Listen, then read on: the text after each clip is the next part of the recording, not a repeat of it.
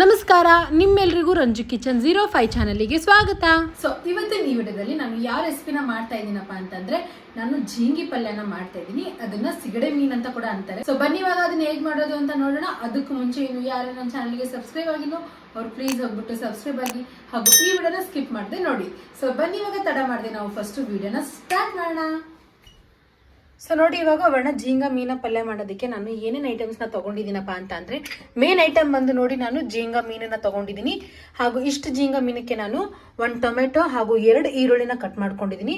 ಒಂದು ಸ್ವಲ್ಪ ನಾನು ಕೊತ್ತಂಬರಿ ಸೊಪ್ಪನ್ನ ತೊಗೊಂಡಿದ್ದೀನಿ. ಅರ್ಧ ಟೇಬಲ್ ಸ್ಪೂನ್ ಅಷ್ಟು ಧನಿಯಾ ಮಸಾಲ, ಅರ್ಧ ಟೇಬಲ್ ಸ್ಪೂನ್ ಅಷ್ಟು ಅರಿಶಿಣ ಪುಡಿ ಹಾಗೂ 1 ಟೇಬಲ್ ಸ್ಪೂನ್ ಅಷ್ಟು ನಾನು ಖಾರದ ಪುಡಿನ ತೊಗೊಂಡಿದ್ದೀನಿ. ಮತ್ತೆ ರುಚಿಗೆ ತಕ್ಕಷ್ಟು ಉಪ್ಪು. ಸೊ ಬನ್ನಿ ಇವಾಗ ನೆಕ್ಸ್ಟ್ ಪ್ರೊಸೀಜರ್ ಏನು ಅಂತ ನೋಡ್ಕೊಳ್ಳೋಣ. ಸೊ ನೋಡಿ, ಇವಾಗ ನಾನು ಗ್ಯಾಸ್ ಆನ್ ಮಾಡ್ಕೊಂಡ್ಬಿಟ್ಟು ಒಂದು ಕಡಾಯಿನ ಇಟ್ಕೊಂಡಿದ್ದೀನಿ. ಇವಾಗ ಇದ್ರೊಳಗಡೆ ನಾನು ಫಸ್ಟು ಝೀಂಗಾ ಮೀನನ್ನ ಚೆನ್ನಾಗಿ ಹುರ್ಕೊಳ್ತೀನಿ. ಸೊ ನೋಡಿ, ಇವಾಗ ಇದನ್ನ ನಾನು ಒಂದು 2 ನಿಮಿಷದವರೆಗೂ ಚೆನ್ನಾಗಿ ಫ್ರೈ ಮಾಡ್ಕೊಳ್ತೀನಿ. ಸೊ ನೋಡಿ, ಇವಾಗ ನಾನು ಒಂದು ಸ್ವಲ್ಪ ಕಲರ್ ಚೇಂಜ್ ಆಗೋವರೆಗೂ 2 ನಿಮಿಷದ ತನಕ ಇದನ್ನ ಫ್ರೈ ಮಾಡ್ಕೊಂಡಿದ್ದೀನಿ. ಇವಾಗ ನಾನು ಇದನ್ನ ಒಂದು ಪ್ಲೇಟ್ ಒಳಗಡೆ ತಗೊಳ್ತೀನಿ. ಸೊ ನೋಡಿ, ಇವಾಗ ಫ್ರೈ ಮಾಡ್ಕೊಂಡಿರೋ ಡ್ರೈ ಪ್ರಾನ್ಸ್ ಒಳಗಡೆ ನಾನು ಒಂದು ಸ್ವಲ್ಪ ನೀರನ್ನ ಹಾಕೊಂಡು ಒಂದು 5 ನಿಮಿಷದವರೆಗೂ ಬಿಡ್ತೀನಿ.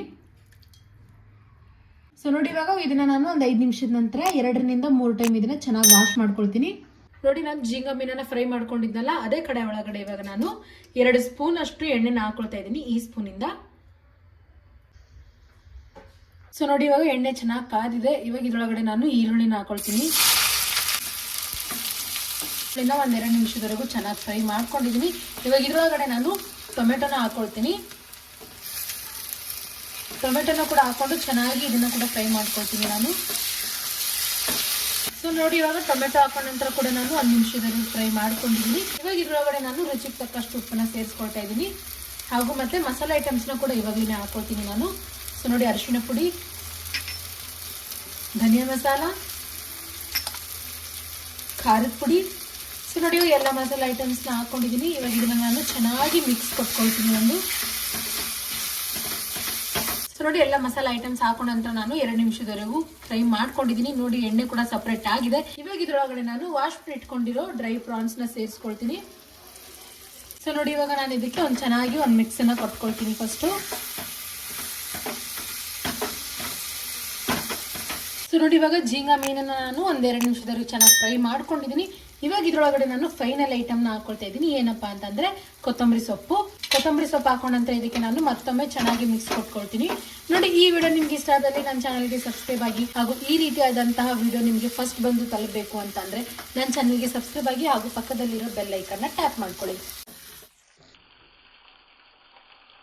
ಫೈನಲಿ ಝೀಂಗಾ ಮೀನಿನ ಪಲ್ಯ ರೆಡಿ ಆಗಿದೆ.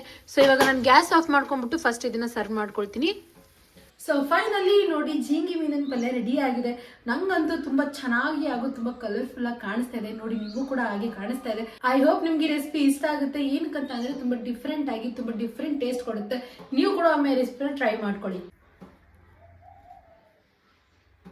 ಸೊ ನೋಡಿ, ಝೀಂಗಾ ಮೀನಿನ ಪಲ್ಯ ಜೊತೆ ರೊಟ್ಟಿ ಆಗಲಿ ಅಥವಾ ಚಪಾತಿ ಆಗಲಿ ತುಂಬಾ ಒಳ್ಳೆ ಕಾಂಬಿನೇಷನ್ ಆಗಿರುತ್ತೆ. ನೀವು ಕೂಡ ಒಮ್ಮೆ ಈ ರೆಸಿಪಿನ ಟ್ರೈ ಮಾಡ್ಕೊಳ್ಳಿ.